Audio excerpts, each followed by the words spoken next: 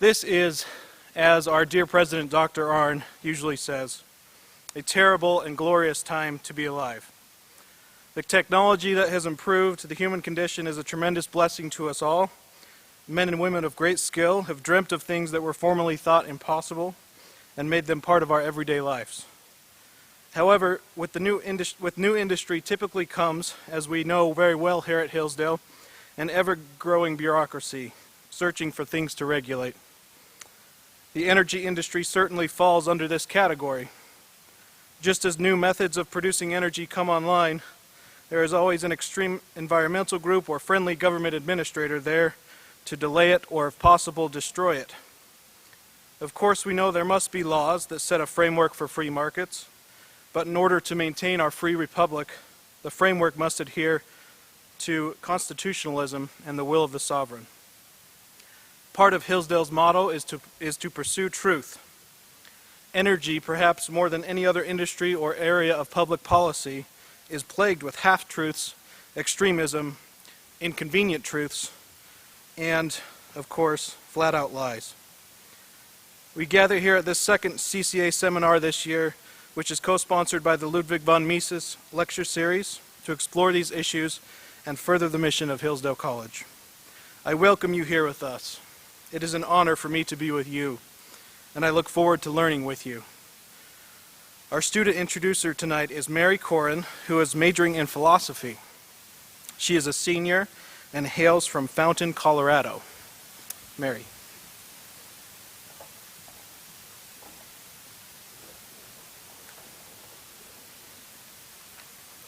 Good afternoon. It's an honor to introduce to you our first speaker, Dr. Peter Grossman. Dr. Peter Grossman is the Clarence Ephraimson Professor of Economics at Butler University. Dr. Grossman received his bachelor's in philosophy from Columbia University and his master's and PhD in economics from Washington University. He has written for numerous publications, including the Indianapolis Star, the Wall Street Journal, the Christian Science Monitor, the Cato Journal, Energy Policy, and the Journal of Public Policy. He is co-author of Introduction to Energy and co-editor and principal author of The End of a Natural Monopoly, Deregulation and Competition in the Electric Power Industry. His most recent book is U.S. Energy Policy and the Pursuit of Failure, which is named the Energy Book of the Year by Powerline. So if you all join me in giving a warm welcome to our speaker, Dr. Grossman.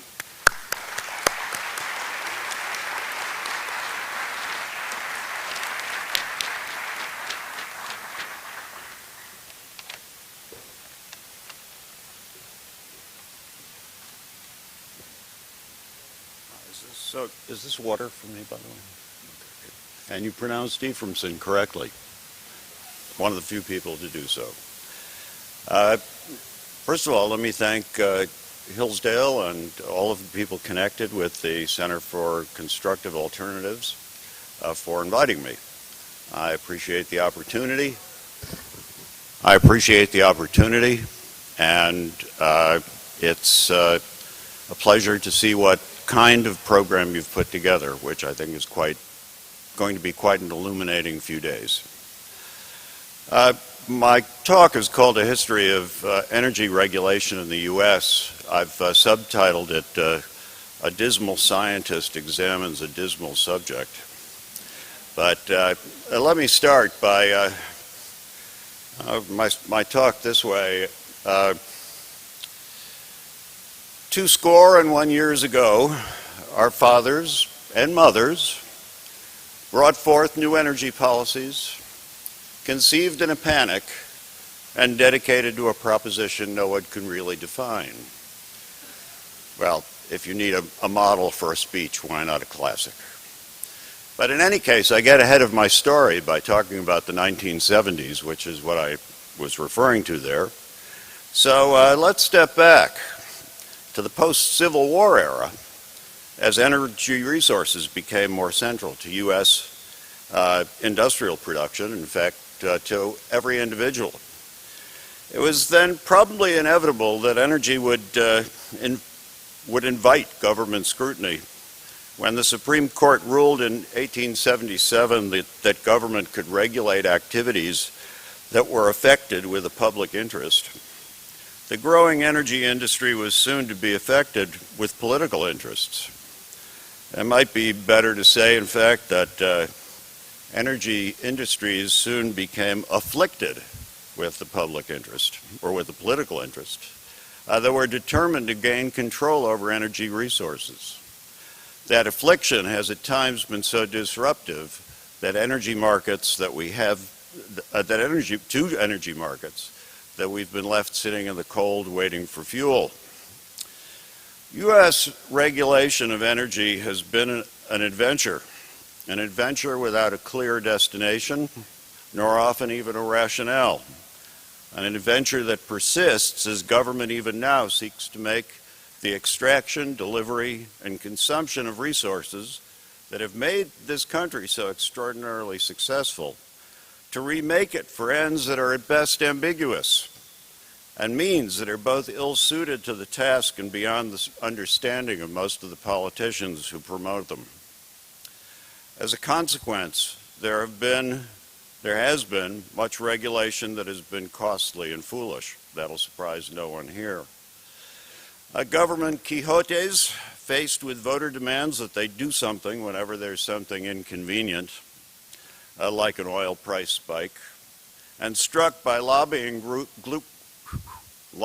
groups' claims, have gone from tilting at windmills to tilting with windmills, tilting against evildoers, such as rich oil companies and frackers, all in the cause of saving a world that doesn't really need saving. That, of course, is the story of what happened with respect to government energy policies, and I will address the what and its corresponding question when in the course of my talk today. But there's a third question: why? Why has government imposed regulations on energy markets? However badly it turned out, what was it supposed to accomplish? What has been the rationale in the past, and what in fact is the rationale today? I should say at the outset, and I may be in the minority here, I believe there can be arguments for some limited government interventions in energy markets. And not every government act has had only negative consequences. But energy regulation generally has had such ill-defined ends and often incoherent means to them that some of the time when something useful seems to occur, it almost appears accidental, as in, you mean that actually worked? It's my contention, in fact, that the most consequential acts of the federal government, at least, with respect to energy occurred in the 1980s, when a significant amount of regulation was repealed. For the most part, undoing by government has been far more productive than doing. While there have been some specific reasons for regulation of the various energy resources or industries over the years, the one overriding argument for it has been market failure. A government must step in because markets left alone will not get either the right price or the right quantity of a resource or a service. The market leaves out costs the government sees, misses benefits there for the taking, distributes benefits unfairly, and allows one firm to prey on others. So then a good regulatory regime will make it right, right? Not quite. In some sense, I have to admit, let me step back again and say the market failure argument is correct. As Ronald Coase once said, markets are more or less failures. The neoclassical model of an unfailed market is impossible. It's what Harold Dempsitz called the nirvana model, requiring characteristics that don't exist in the real world. But Coase pointed out that alternatives to markets, firms and government, are also failures. What he advocated was to choose the form of organization that failed least in a given situation, explicitly not to assume that because there's a market failure, government control would lead to a better outcome.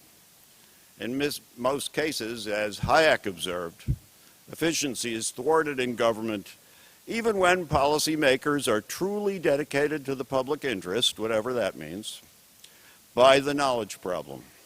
Social planners simply cannot process the vast amounts of information revealed in markets, often without participants even having an ability to articulate the various aspects of personal choice that went into market transactions. So, just what are the market failures that government has thought it had to correct with respect to energy? There are 5. Monopolized markets, external costs, particularly pollution, external benefits that entrepreneurs couldn't appropriate if they invested their own money, public goods that people won't pay for or pay enough for since they get the benefits anyway, and finally, and most notably, poor information, especially the information that should lead to forward-looking investments. This last one has often been invoked by government, and it means, according to policymakers, that markets have lacked foresight. Market fails to see and account for what is said to be obvious. For example, throughout the 20th century, and in the 1970s in particular, it was obvious to all but the deluded that we were quickly running out of oil and natural gas. And it was therefore obvious that also large-scale synthetic fuel plants, solar, wind, and whatever else was the technology du jour, would be needed quickly to meet the demand for energy in the ensuing decade. Or how about with electric power? In the post-war era, for 20 years, demand had grown by 7% per year. So surely that meant it would do so again. But that meant that we would have to have twice as much electric power generation in the next decade. So if there were 4,000 power plants, we would need to build another 4,000 power plants in 10 years, meaning 400 per year or one every 22 hours. The thing is, we heard things like that.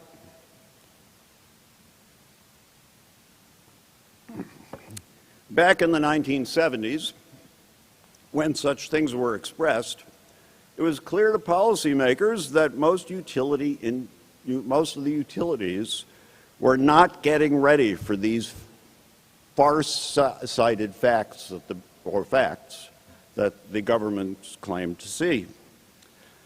Worse, they were still using fossil fuels, which, except for coal, were running out. And that led to a regulatory ban on new natural gas or oil-fired electric generating stations. Meaning one rule, though, made it harder to solve the problem the other one was supposed to be creating. But by the 1980s, it was clear that a funny thing happened on the way to the market failure.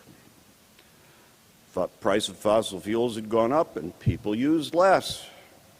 Utilities that had listened to the policymakers found they had overbuilt and had a lot more financial trouble than those that had followed the signals the market was giving. The trend of 7% per year was unsustainable, and it stopped, as all unsustainable trends do, without the government's help. In reality, I believe that presidents from Nixon to Obama and Congresses from the 93rd to 113th have had the energy story, especially with respect to so-called energy crises, they've had this story backwards. Not a single one of the many events called energy crises, and it's something you hear endlessly. In the first decade of the 21st century, it was said 2,500 times in Congress that we had an energy crisis going on. But not one of the many events that have been called energy crises has ever been solved by government action. Though politicians bluster about this need or that goal whenever oil prices spike or there's a spot shortage of some fuel, the market, if allowed to, has always solved the problem. Prices rise, people use less, prices fall.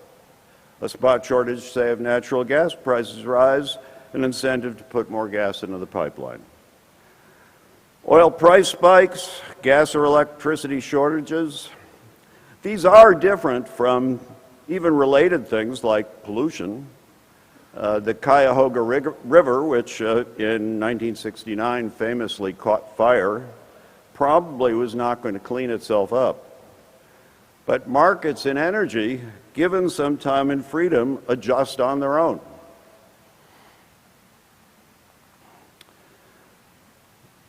How did we get into this place of mistaken notions about what government should do and what it could do with respect to energy?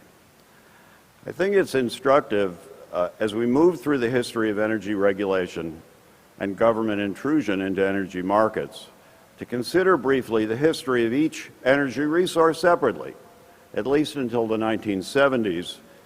In fact, before the 70s and the first national energy crisis, there was no energy policy because energy resources were not considered the same. They were considered separate fuels and separate markets.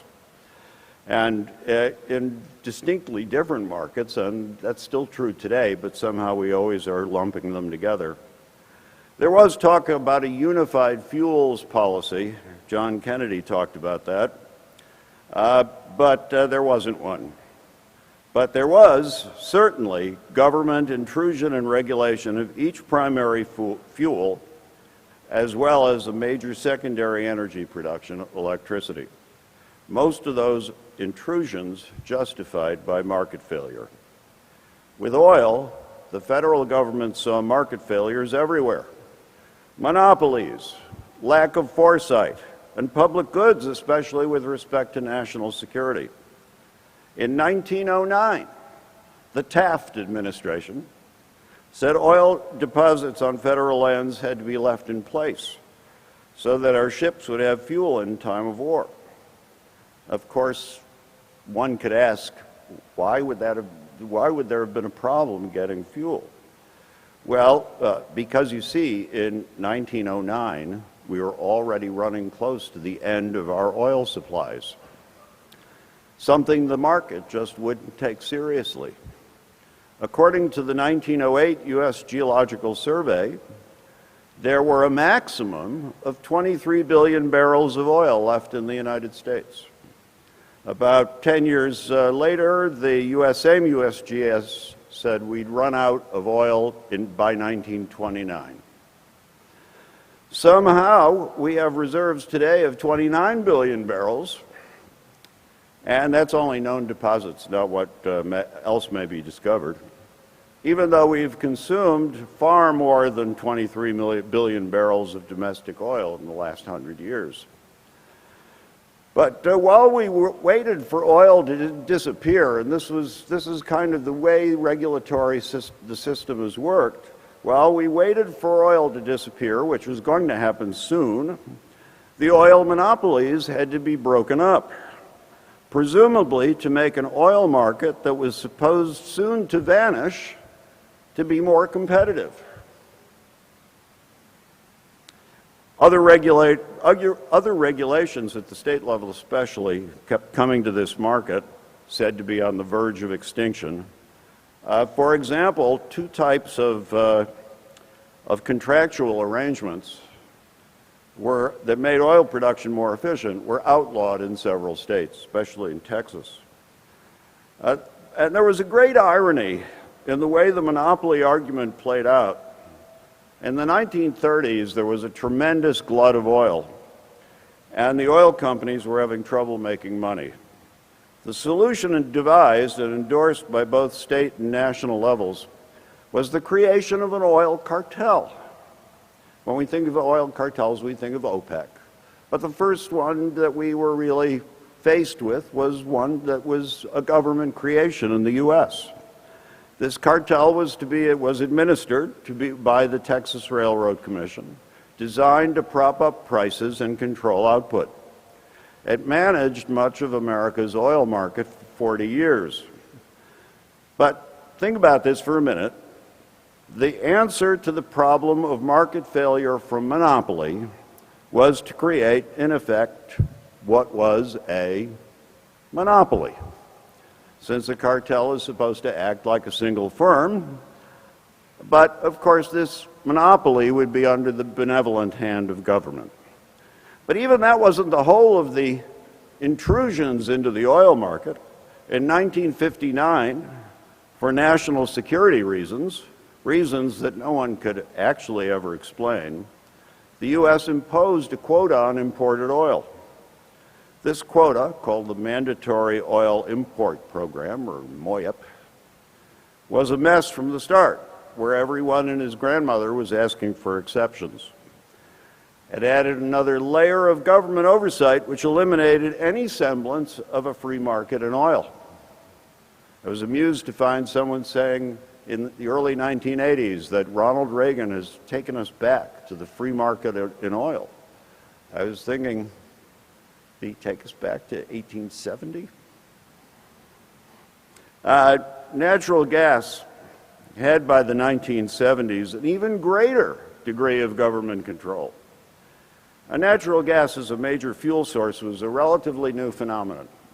Until the 1920s, only cities close to gas fields had access to natural gas, most of which was found in association with oil and was considered a nuisance. It was flared off, was burned. In fact, really to this day, a lot of natural gas is burned. I think something on the order of 700 million cubic feet a day, if I'm not mistaken, is flared off because it can't be piped. But once pipelines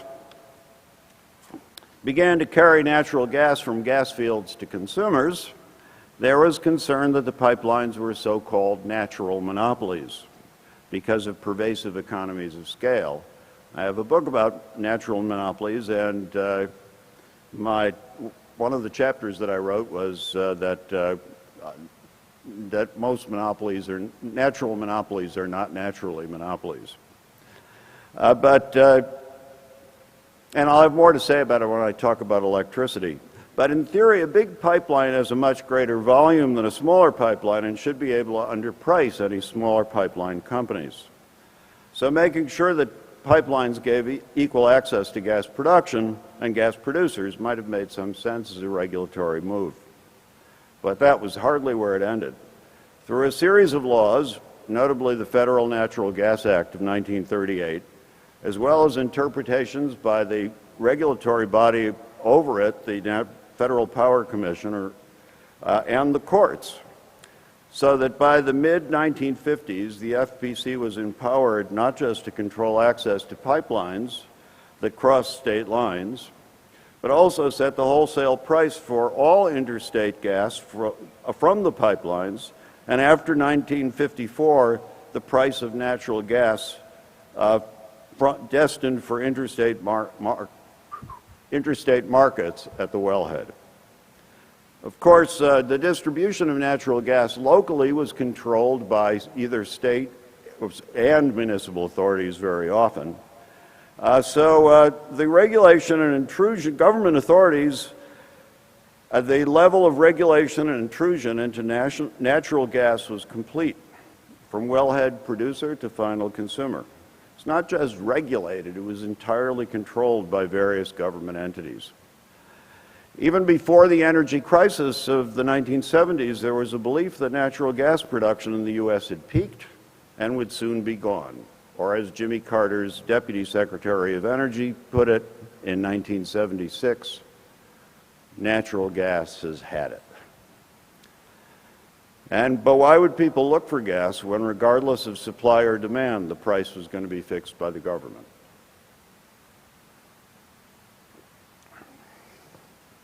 Electricity had also, of course, become a creature of government. It was always regulated to some extent, since municipalities had to grant special franchises to firms that wanted to put their wires along public streets. But for the most part, from the 1880s until the early 1900s, the industry was competitive because franchises were granted to local generators, sometimes granted to those who offered very good-sized bribes, but hey, there were often extra costs of doing business.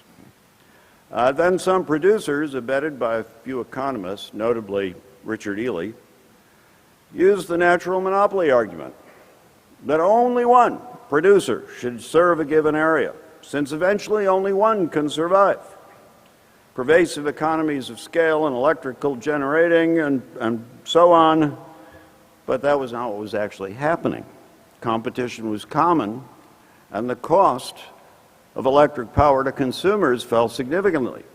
In some places in the U.S., competition actually persisted and benefited consumers throughout the 20th century. The largest electric companies, led by Samuel Insull's Chicago Edison, however, called all of that competition ruinous. That is, it reduced his profits. But of course, if electric companies really were natural monopolies, they should have quickly been reduced to a single large firm anyway. And competition should only have been ruinous to small interlopers. The large companies, well connected in many cases, persuaded the states to take over the regulatory process, whereby the basic system that we've become familiar with over the years, whereby one firm would be given monopoly control over a particular area, charging a regulated price that reflected a fair return on capital as determined by the Commission. By the early 1910s, that argument had won the day, and prices for consumers, as Jarrell noted, promptly rose. The natural monopoly argument persisted, and regulation was mainly the job of supposedly disinterested technocrats on public utility commissions. Commissions that endorsed increases in rates pretty much whenever firms asked for them, at least until the 1970s, when requests became gigantic to cover nuclear power cost overruns. There was, of course, also coal, chronically failing, riven with labor strife, yet still vital to electric power generation in many industrial processes.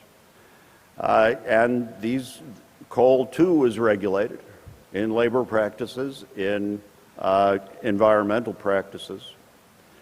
And there was also nuclear power, which was embraced by politicians as a way to make having dropped atom bombs on Nagasaki and Hiroshima okay, morally. It was called Atoms for Peace. But the technology was rushed to market before it was ready, and soon seemed like a multi-billion-dollar white elephant, as it was described in the 1980s. So to sum up, on the eve of the first U.S. energy crisis in 1973, America's energy industries were comprised of a government-controlled oil cartel, a natural gas industry completely under government control, an electricity industry that had made good use of regulators, a failing coal industry, and an over-touted, overly expensive nuclear industry. I haven't uncovered a free market in any of these. Now here it is, the early 1970s, and add another area of regulatory control to the mix. In 1971, Richard, I am a Keynesian now, Nixon, imposed wage and price controls to curb inflation. And while controls on many things were phased in and out over the next couple of years, controls on the price of oil and oil products stuck. By this time, all of these controls had led to declining oil as well as natural gas production, which was interpreted, however, as you see, now we can see that we're running out. But the energy crisis changed the picture in a number of ways, and none of them for the good. It led first to controls on quantities as well as prices. It produced a burgeoning energy bureaucracy, first the Federal Energy Administration, which I believe had 3,000 employees in its first incarnation. And then later the Department of Energy, which had 20,000 employees. In Congress, where there had only been a few committees that had any involvement in energy, soon there were over 30. But perhaps worst, and most pernicious of all, it led to a story, a fiction about what the energy crisis had been about. and therefore what we needed to do about it.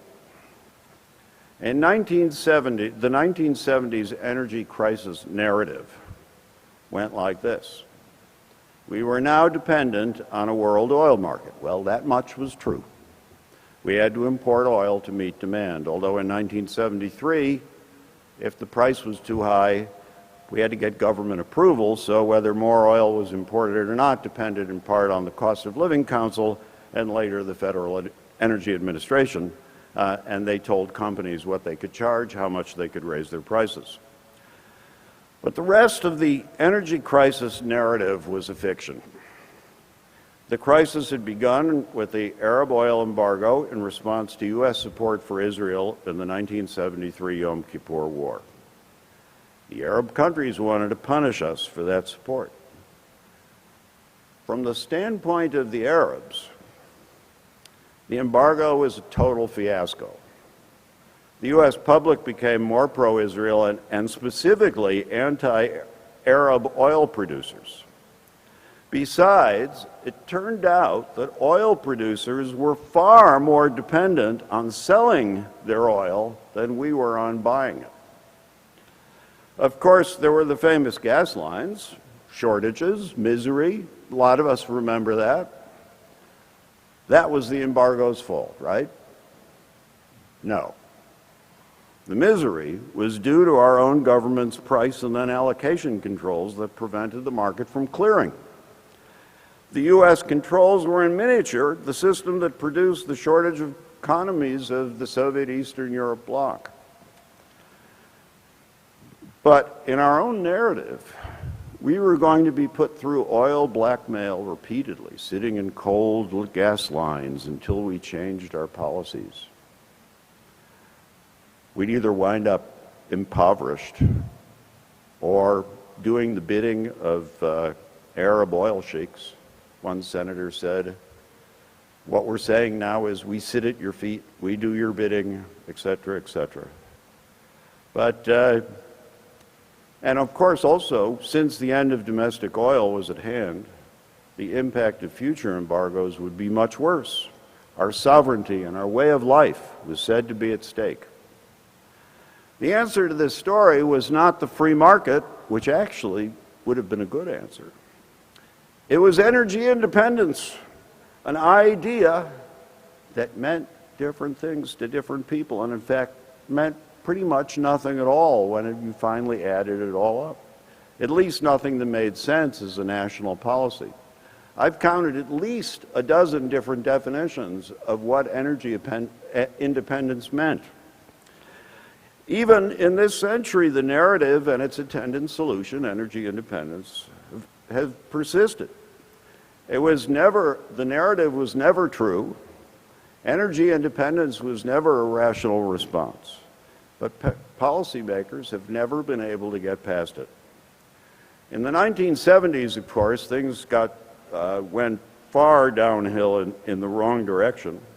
In the 70s, there were 29 separate bills that had layers upon layers of new regulations and started the quixotic efforts of government-sponsored technology panaceas. That was how we were going to get to be energy independent. We'll invent something. If we could put a man on the moon, we could put a man on the moon, but I haven't seen that we've developed lunar tourism. Whereas what they're talking about is developing some commercial enterprise. But the government-sponsored technology panaceas of the 70s included breeder reactors, synfuels, and my favorite, a bill to require scientists to create a nuclear fusion power plant by the year 2001. According to Jim Wright in the House of Representatives, passage of this bill was going to be the catalyst for the second creation of fire. No hubris in Congress. Robert Higgs has pointed out that government always grows in a crisis. Bills are passed and not repealed. Agencies are created that only grow and seek to expand their budgets and their authority. Some of the more fundamentally useless efforts of the last 40 years have been reversed, synfuels and a few other things. And most importantly, the controls on prices and quantities have been repealed. But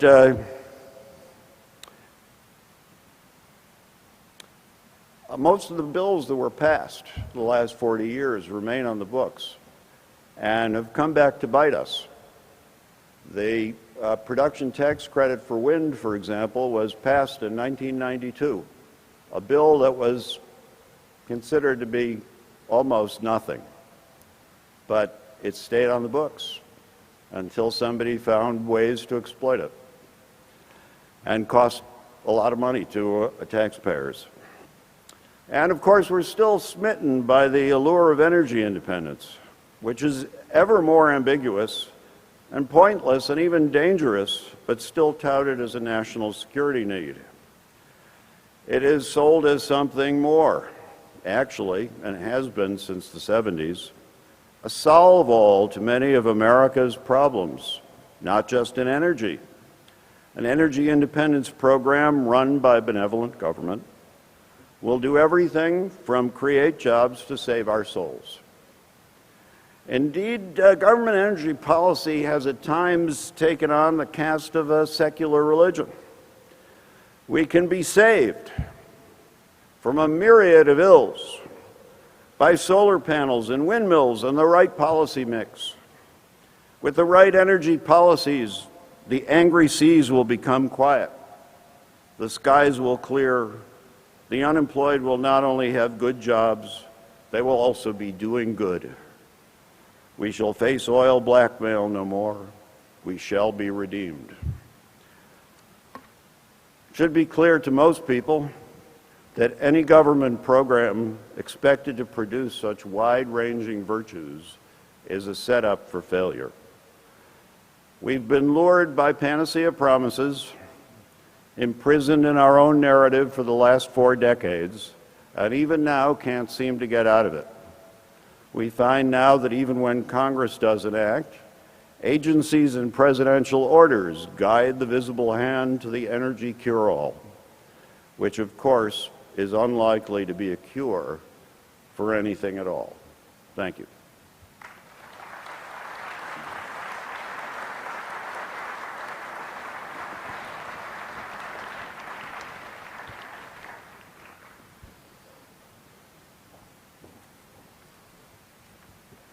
Thank you, Dr. Grossman. We now have some time for some questions. If you'd please raise your hand. We have 2 microphones in the audience, and when they come to you, please stand.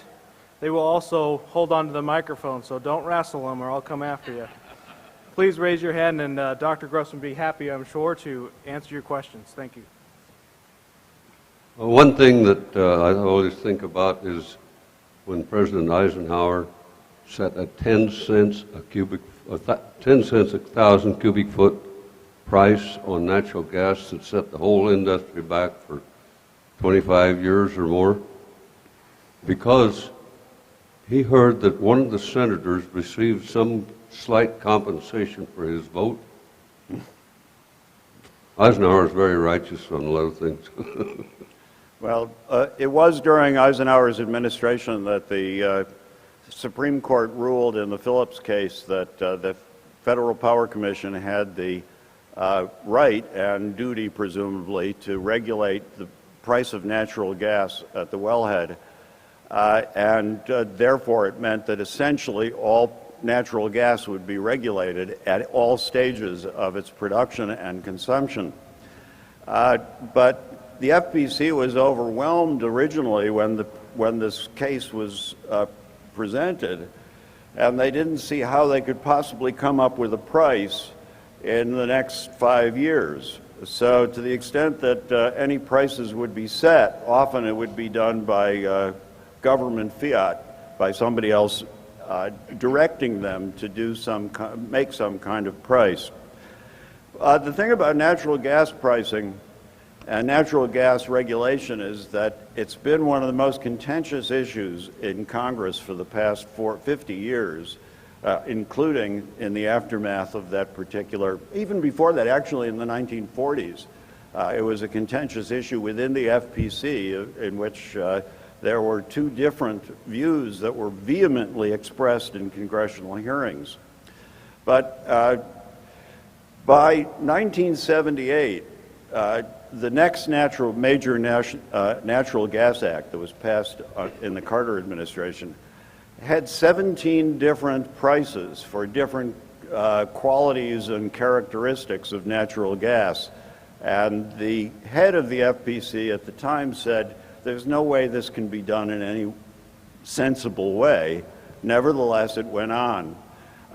Someone who was involved in the debates around natural gas at the time told me that one of the senators had come out of a meeting and he said it was like having a room full of Baptists and Jews and expecting them all to become Catholics.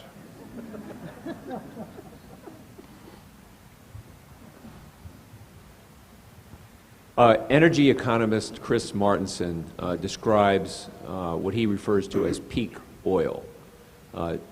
You have indicated through what you said earlier this evening that the free market can respond to oil and other fossil fuel shortages. But if there is, in fact, a physical limit on the amount of recoverable fossil fuels,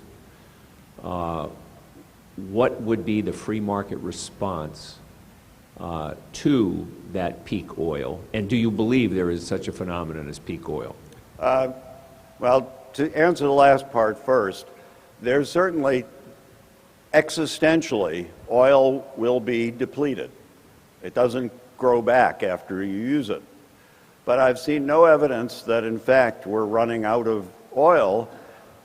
The evidence would be that the price would continually rise in real terms. Right now, the price of oil is, in real terms, lower than it was in 1979. If it keeps rising, that means that, in fact, it's becoming more scarce. And then, and by the way, this won't happen. You know, some people have asked me, well, what happens? You know, they'll turn the tap and there'll be nothing. That won't happen. It will be the case that there will be less of it around. The price will have to rise for those who want it. And there will be market incentives for alternatives. Market incentives for alternatives are much more likely to lead to alternatives rather than government programs that say, we want this, we want that. There's a kind of fantastic thinking that goes on in all areas of government when it comes to the promotion of new technologies. And the fact is that even now, if the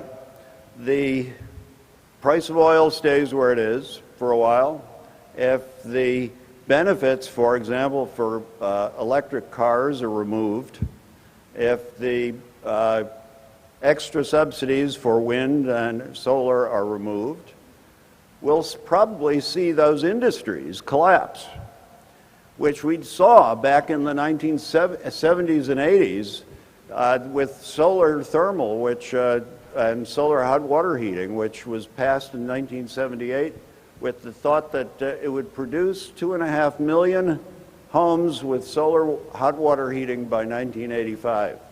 And then, in fact, after that point, it would become the most obvious choice because, in fact, we were running out of alternatives, natural gas and so on. So what would people use? Well, the technology would get better, the costs would go down, we'd all be using solar. And, in fact, by 1985, more solar systems were being removed from houses than were being put into them. The government is not well placed to create a new viable commercial technology. What will do that is the fact that people will be seeking alternatives, and there will be good reason for it.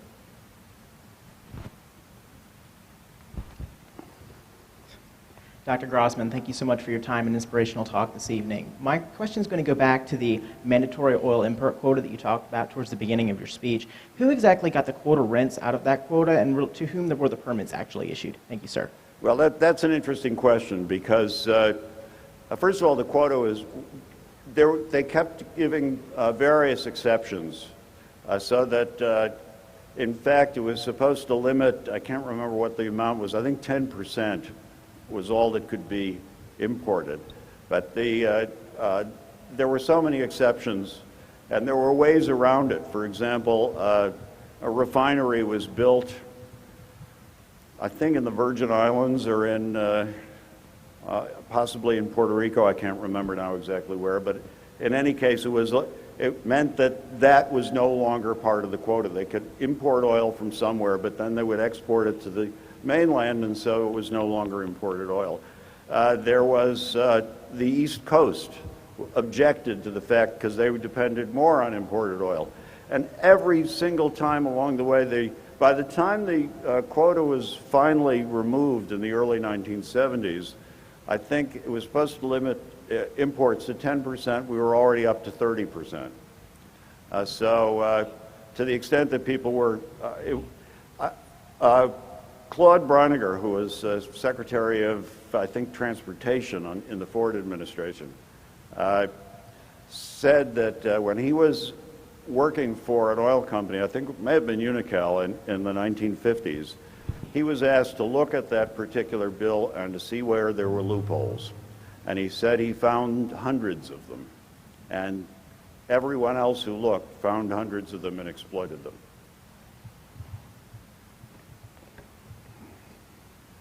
Your long litany of idiocy coming from Washington indicates that actually what we should be having is separation of state and energy. Then this conference would be a trade show. And there would be plenty of anything. I've been asked on a number of occasions, especially in the context of my book, does the government provide any value added to energy?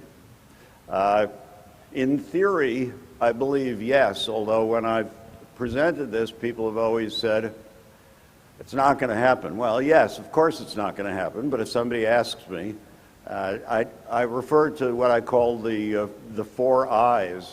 But for one of those I's, the four I's are information, ideas, institutions, and infrastructure. But the institutions are the most important one. Institutions were a real barrier in, I mentioned the rules about two different kinds of arrangements for contractual arrangements for oil fields. Two of them were outlawed in Texas, so they had to go to prorationing, which was definitely an inferior means of utilizing the field. Right now, when people talk about smart metering and a smart grid, it's not going to happen easily because the grid is under the jurisdiction of it depends where you are, but sometimes as many as 5 different agencies of 3 different levels of government. So in theory, they could make laws and rules that would facilitate new technologies, facilitate new ideas, and facilitate the opportunities for consumers. Whether they'll do it, I don't think so. It doesn't play very well for a politician to get up and say, well, we could improve the institutions of energy. And someone else gets up and says, energy independence now. And who gets the applause? Well, not the first guy. But then again, the first guy doesn't exist except for people like me, and I don't run for office. Nor do I intend to.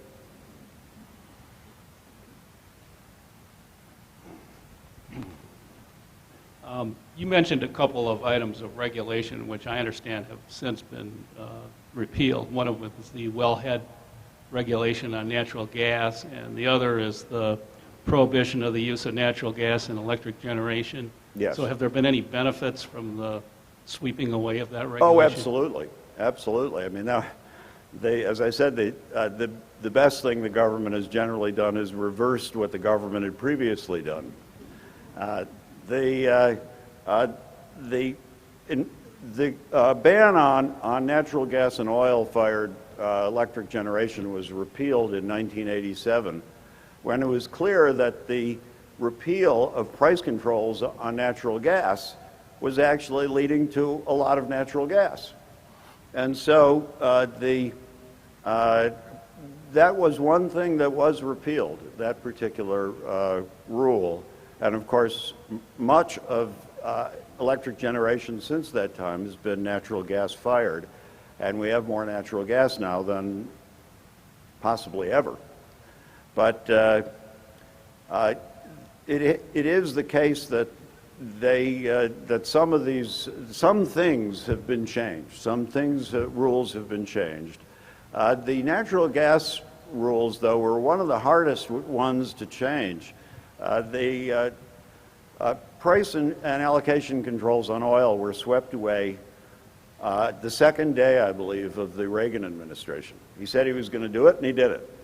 And in fact, there were all these editorials and arguments of people saying, oh, this is going to be a catastrophe for consumers. I think Howard Metzenbaum, a senator who was known for his support of consumer groups, said, this administration will rue the day that it did this. And of course, everybody predicted the price would go up. I spoke to the late Murray Wiedenbaum, who had been the chairman of the economic advisors under Reagan, and he said he went over to the Department of Energy to help the new energy secretary deal with the press over this. And he said that he made the comment that he didn't think prices would go up very much, maybe not at all. And he said he was practically laughed off the stage. Well, they went down. And they went down continually through the 1980s. Now, natural gas, though, had a lot more trouble. It was not fully released from all of those price regulations until 1990. It may have been 89, but it was the H.W. Bush administration, and it came at least 11 years after the Natural Gas Act of Carter in 78. We have time for one more question. All right. Energy independence, I've heard it often touted by both sides of the political spectrum, like with Palin touting drilling in Alaska, and then with the liberals citing solar or wind energy. Now, I was wondering, are both sides operating under a assumption that energy independence is necessarily good? Yes. And what are the, like in a sentence or two, why do you think that that's necessarily bad? Why energy independence is necessarily bad? Well, first of all, I don't know what anybody means when they say it. If they mean complete autarky, in other words, complete separation from all energy markets other than our own, we actually will be less secure, we'll have higher prices, and will be, would be well, as a friend of mine said, if anybody asks you why don't we have energy independence, just tell them that they managed it in Ceausescu's Romania. And anyone familiar with what happened in that particular instance would not be recommending it as a cure-all for the United States. But energy independence is touted by everybody, and I believe it's because they have a mistaken notion about what the energy problem is and what it stems from, and that until we get a change in the narrative about what happened in the past, and therefore what kinds of problems actually exist, that we're always going to have this kind of topping of energy independence you're right, from left and right. I was at a conference in Texas. person from the Texas Railroad Commission got up and he excoriated the Obama administration because he was a Republican, and he said that it was preventing us from having energy independence. And I was there with a friend of mine, and he looked at me, and we were both shaking our heads. This is always going to come up with that kind of mentality. Well, he was followed by 4 people, one representing Texas Wind, another one representing a program for carbon capture and sequestration, another one solar, and so on. Well, what's the first thing out of their mouths? Energy independence, and we'll only get it if we start, if we have, as I sometimes say, a windmill on every house and 2 solar panels on every garage. And that is, unfortunately, a debate that doesn't get back to square one. I'm giving a talk in Washington on December 5th, which essentially is that bipartisanship on energy has led us to some of the worst kinds of energy legislation, and that what we really need to do is to get back to understanding what has actually happened over the past 40 years. And until we do, we're still going to be spinning our wheels in some sense and doing the same kind of thing over and over again. I mean, President Obama's energy program with his electric cars and all that stuff is an exact mirror of what was going on in the 70s and just about every time since then, especially any time there's a price spike or a cry of energy crisis. Energy crisis is one of those buzzwords that also doesn't mean anything, and but leads to a kind of panic in Congress. My opening thing, my opening line, while meant to be a reflection of a great speech, was in fact the way energy policy was made then, and it has generally been made, that it comes out of crises, and it's crisis driven, and it is often therefore incoherent, because as one senator said in the late 70s, we're moving forward on this, but we don't know what we're doing. And I felt that should be sort of something that they should put up on the floor of both houses of Congress as the motto, especially when they're negotiating energy issues, because I have I do a lot of blinking, and I have this minor neurological problem that I'm told is hereditary, but I believe it came from reading the congressional record on energy debates.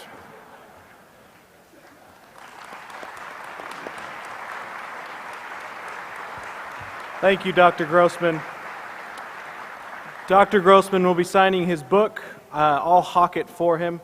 It was named the Energy Book of the Year by Powerline blog, and it's entitled U.S. Energy Policy and the Pursuit of Failure.